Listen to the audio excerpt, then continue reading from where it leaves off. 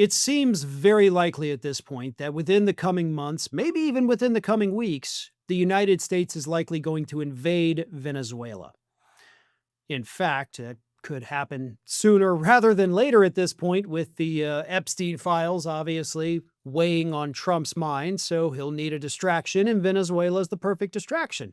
Because as this administration has repeatedly told us through the war crimes they're committing in the Caribbean, that we've got to stop the drugs. Because at the end of the day, that's what this is all about. The drugs coming into the United States and killing Americans with their mean old drugs that they're forcing us to buy, right? No, none of that makes any sense because that's not the way it's actually happening. And as per usual, and by per usual, I mean most of entirety of human history, this war is not about drugs. It's about they have something, Venezuela does, that Donald Trump wants because it could make him a lot of money. This would be a war over resources. So a couple days ago, The Hill ran an absolutely brilliant op-ed written by a woman by the name of Crystal Kaufman.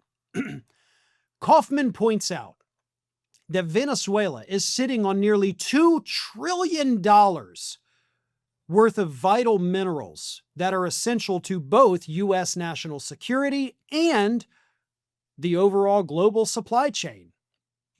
They include bauxite, coltan, gold, and rare earth minerals located mainly in the southern part of Venezuela, which is a very kind of guerrilla warfare type, has taken over that area. They've taken over the mines. They've taken over the resources.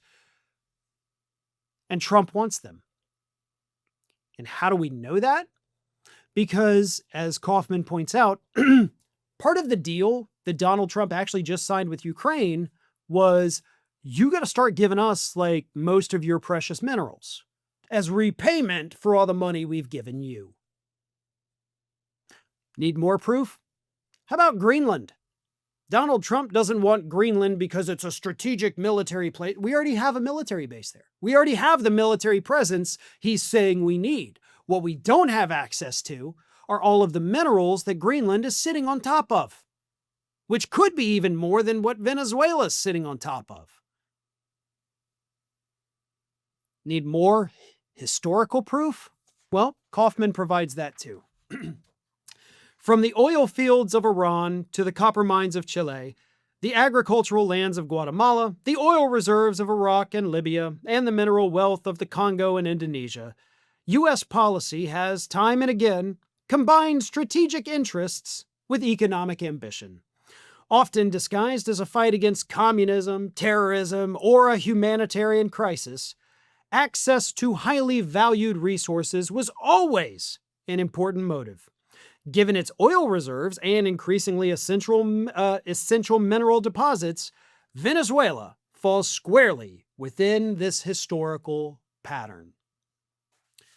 And yes, of course, we can't forget the oil. I mean, hell, after all, we've already seized an oil tanker.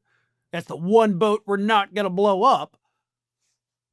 So that tracks, right? That makes perfect sense. Suddenly, when you start to see beyond the talking points of this administration, everything makes sense. I want Greenland because it's for the military. Yeah, they're sitting on a bunch of minerals. Iran is going to build a weapon that they're not even close to building. We got to do something. They got a lot of minerals and oil. So did Iraq. And that's why the Bush administration went and did all that. Everything they do has a financial motive behind it. And Venezuela is likely just going to be the latest entry in a long list of wars based on lies that are really about stealing a country's resources. Thanks for watching, and if you are not already subscribed to the channel, please do so, and do not forget to like and comment and share widely among your friends.